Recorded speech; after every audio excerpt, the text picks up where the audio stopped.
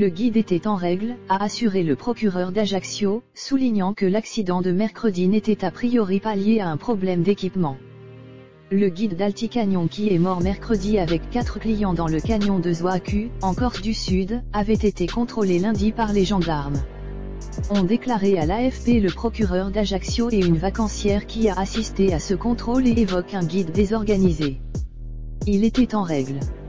L'homme de 36 ans a fait l'objet de 2 contrôles par les gendarmes, un premier en 2016 lors duquel il lui avait été demandé de s'équiper d'un moyen de communication. Ce qu'il avait fait, et un second lundi où il lui a été demandé de changer ses baudriers, ce qu'il a fait immédiatement, a précisé le procureur Éric Bouillard.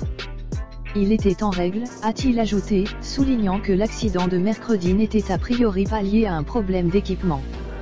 L'enquête pour homicide involontaire, confiée à la gendarmerie, tente également de savoir si la seconde partie du canon, plus technique, comportait une interdiction pour les enfants de moins de 13 ans. Concernant l'activité de canyoning en Corse, elle est interdite aux enfants de moins de 7 ans par un arrêté préfectoral, a encore précisé Éric Bouillard. Un guide désorganisé. 2 jours avant l'accident, Stéphanie et sa fille de 16 ans avaient rendez-vous avec la société Alticagnon organisatrice de la sortie mortelle et son guide Pierre disparu dans l'accident pour effectuer le parcours sportif, a de son côté témoigné la vacancière auprès de l'AFP. La sortie avait été finalement annulée au dernier moment en raison du contrôle de la gendarmerie qui, selon elle, a relevé de nombreux dysfonctionnements. Avec le recul, je me dis que j'ai eu de la chance et que j'ai pris la bonne décision en faisant cette sortie plus tard avec une autre société plus professionnelle, a expliqué à l'AFP la quadragénaire qui évoque un guide désorganisé. Ils lui ont montré que les baudriers étaient en mauvais état et demandé son cahier d'entretien de matériel, mais Pierre leur a dit qu'il n'en avait pas. Les gendarmes ont regardé le matériel et ont fait plusieurs reproches au guide.